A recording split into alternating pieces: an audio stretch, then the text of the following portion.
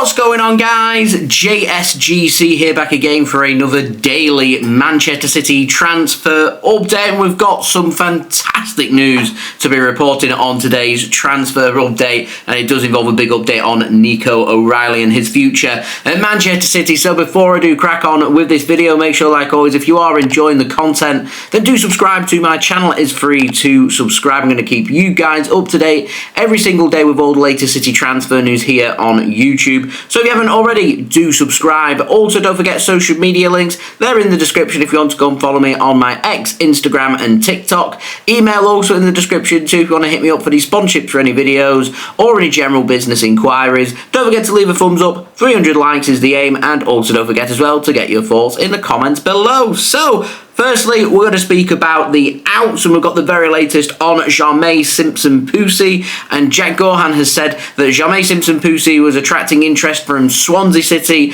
and Derby County from the Championship, but it's Celtic, north of the border in Scotland, who have won the race to sign him, as confirmed in yesterday's transfer update by the Manchester Evening News. Now, Simon Stone, who works for BBC, has said that it is going to be a straight loan with no purchase options, so no obligations, no options to buy here in this transfer. It's a straight loan. I have spoken before about my concern when Manchester City send a player to a very good club, in particular a club like Celtic, and they've got no purchase option, because you're looking here at a player who doesn't or isn't going to be at Celtic past the upcoming season. So Celtic are going to be thinking to themselves that Jahmai Simpson-Pusey is a good option to have around their squad, and if they need to utilise him, then they're going to utilise him. It's just when when players are getting transfers to high quality teams, I quite like for purchase options to be included, because I feel like that encourages the team that are taking a City player on loan to be able to utilise and get the best out of them, even if that means Manchester City potentially losing that player. But Manchester City are a well-organised football club that I would have thought they would have, if they were discussing a purchase option to be included on a loan transfer, that Manchester City would be sorting out things like the formalities of sell-on fees and buyback clauses to be sorted. And I think that I would feel much better that if Simpson-Pusey was leaving Manchester City to go out on loan for the season, I would feel much better if there was some kind of purchase option included, because I feel like that would encourage Celtic to utilise Simpson-Pusey properly, for him to be able to develop, because they'd have the option then to take a high quality young player off the hands of Manchester City and be able to give them some much needed game time. Whereas I'm not saying that a straight loan is a bad thing, it's just when they're going to high quality teams, I just feel like Celtic are going to have lots of options there, and I feel like a loan player is just going to be a player that gets disregarded. So having a purchase option would be appealing towards a purchasing club to potentially utilise these high quality young players. I get why City don't include them when they're sending players into the English Football League, etc, etc. Obviously the monetary values and things become a problem, agreeing transfers and fees and wages and everything all becomes a bit of a hiccup and a problem. So I get why that's not included. But when we're talking here about a team that's potentially going to be playing in the league format now of the Champions League and potentially beyond, then I just think we're dealing here with obviously a well-supported, very big club playing in the Champions League, and obviously a great experience if Simpson-Pusey does get their minutes and his experiences that he's looking for. It's just I have my doubts about this transfer, but we will see what does happen. Anyway, moving on, we've got the very latest on Vitor Reis, and Andre Hernan has confirmed that Vitor Reis has requested a loan away from Manchester City this summer. He says that FC Porto and Bayer Leverkusen are both keen on taking Vitor Reis on loan from Manchester City. City believe that a loan agreement with their club could soon be reached. They want the player to be playing regular football for a top European team and playing in a top European league, because this is the high caliber kind of players that we're talking about. So Manchester City potentially discussing a loan transfer with regards to this. I also know that Girona are also keen on taking Vitor Reis, and what I've just said with Simpson-Pusey and having my concerns about no purchase options being included, please forward that to Vitor Reis as well. The only thing is, I don't want Vitor Reis to be loaned out. I prefer for him to be around the City first team, and we find a way to integrate him into the squad. And I'd prefer it if he does go down the loan route, that we don't end up selling him, because there's every chance that he doesn't end up back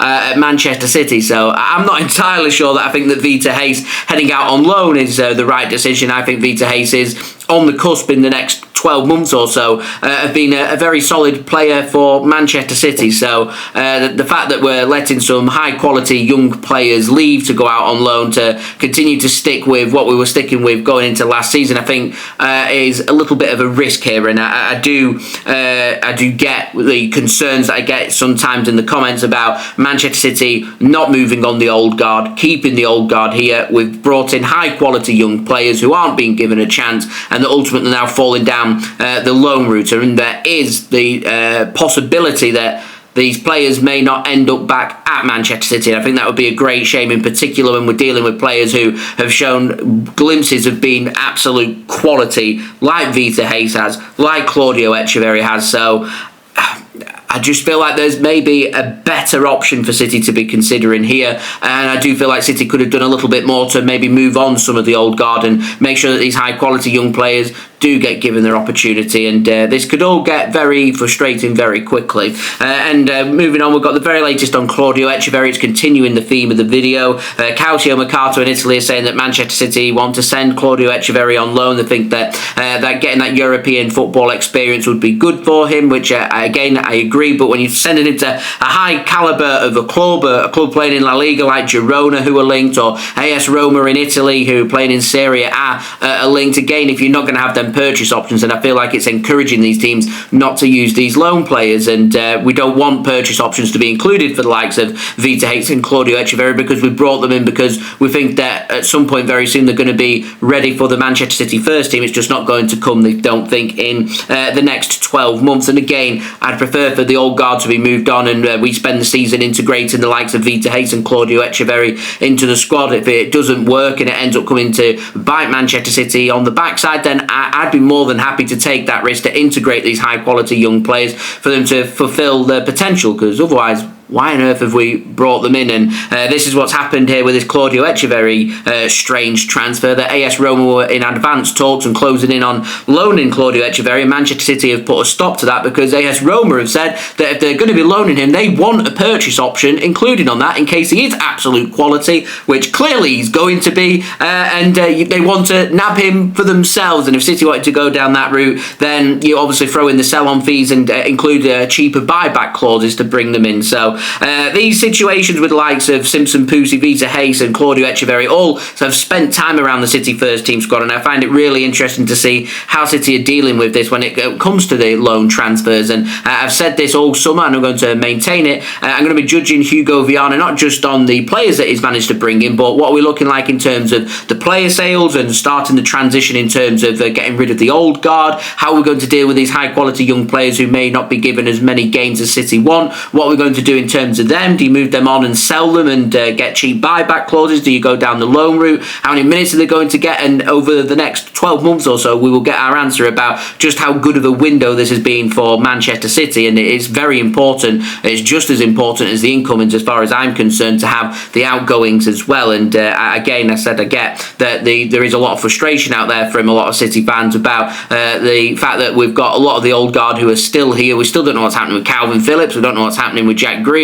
It's looking like Nathan Ake and John Stones are going to be staying. We've got players going down into the last year of the contract, Ederson, Bernardo Silva, etc., and still getting no clarity. These players looking like they're going to be staying at Manchester City, and the high quality players that we brought in or promoted last season looking like they're going to be moved out on loan instead. And it gets very frustrating. But that's the negatives of the video sorted. I want to speak about the real positive that we've got from today, and that takes us on to the contract news, because Fabrizio Romano has reported that Nico O'Reilly is set to sign a new contract at Manchester City, and boy, that is absolutely fantastic news. As said, as we headed now into pretty much the final few weeks of the transfer window for Manchester City, it's so important that we're not only focusing on the outgoings, but also tying down our best players and our high quality young players onto new contracts and fending off interest from other clubs.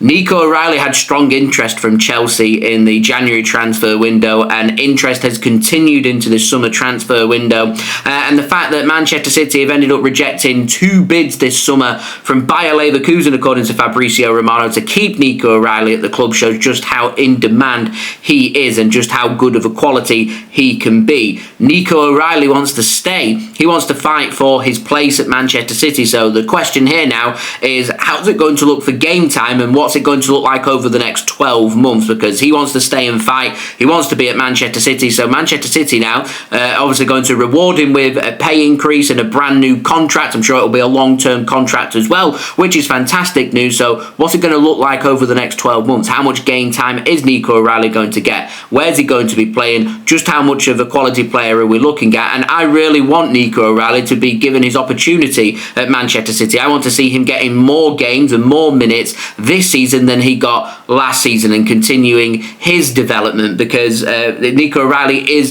the future of Manchester City, and one of the core ethos that Manchester City have got is utilising their academy. Well, we've got a high quality academy lad signing a new long-term contract at Manchester City, so I do feel like over the next 12 months now it's important to manage his game time, manage the minutes that he's getting, and he can showcase his quality to Manchester City, and hopefully, as I said, when we start to look post-transition in the next 12 to 24 months, we know what life looks like potentially post-Pep Guardiola. Well, it's going to be these high-quality young players who are going to make the difference for Manchester City. Your Nico O'Reillys, your Claudio Echeverris, your Vitor Reises, potentially your Jahmai Simpson-Puseys, etc., etc. And that has got to be, for me, the focus for Manchester City as well. And if that takes a season or two for City to embed these players in, then take that season or two to embed these players in, to ensure that Manchester City know what their future is going to look like, so they can then start to compete at the very highest level. And we've managed to bring the average age of that squad down, and we've also got players who want to be here, who want to fight for their position here, who are putting in high quality performances. And make no mistake, Man City don't sign bad players. Man City don't have bad players around their academy. There's a reason why when players leave Manchester City, especially the young players, they showcase the quality elsewhere, because City have that quality inside their academy. It's rife in the Man City academy with quality. So getting more players out of the academy into the Manchester City first team, getting them onto longer contracts, getting them onto obviously bigger deals, and getting them more minutes has to be one of the biggest priorities that City have got, and matching with City's ethos that City don't want to go out there and keep spending 100 million on this player and 100 million on that player. You want the best high quality players from an early age at Manchester City, learning from the best coaches at the best academy, ready to be integrated into the City first team squad. Can more be done by City? Absolutely. Is Nico O'Reilly signing a new contract to step in the right direction? Also, absolutely. I am keeping my eyes on how City deal with some of these high-quality young players that we brought in January. I'm hoping that we can manage it, and over the next 12 months, these players will prosper and they'll be ready to give their all for Manchester City and help make Manchester City a better team.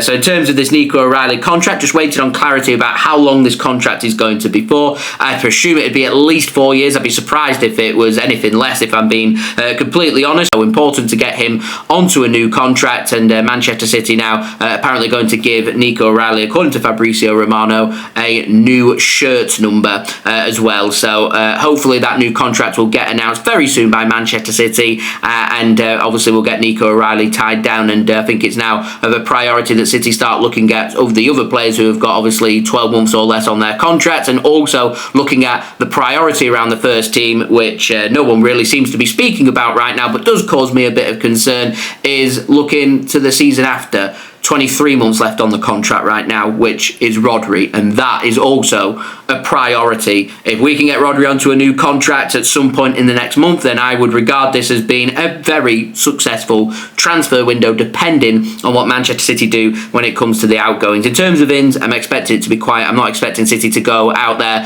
and sign anybody else, unless something dramatic happens, like a player sale that we weren't expecting and they need replacing in the squad, or something comes available that City fancy. I'm not going to sit here and say that that's definitely not going to happen. Things could change, but right now looking like it's going to be pretty quiet on the ins. But there's still so much to sort in the summer transfer window. It's not just about incomings, it's about new contracts and outgoings as well, and that will be the focus for the rest of this window. So remember, guys, I'm going to keep you guys up to date every single step of the way with all the latest City transfer news here on YouTube. So if you haven't already, do subscribe to my channel. It is free to subscribe. Social media links are in the description if you want to go and follow me on my X, Instagram and TikTok. Email also in the description too if you want to hit me up for any sponsorships for any videos or any general business inquiries. Don't forget to leave a thumbs up on today's transfer update. We're aiming for 300 likes, and don't forget as well to get your thoughts in the comments below, and I'll see you guys again religiously tomorrow for the next daily Manchester City transfer update. So I've been JSGC. Thank you everyone for watching. Hope everyone is safe and well. Peace. Ciao for now.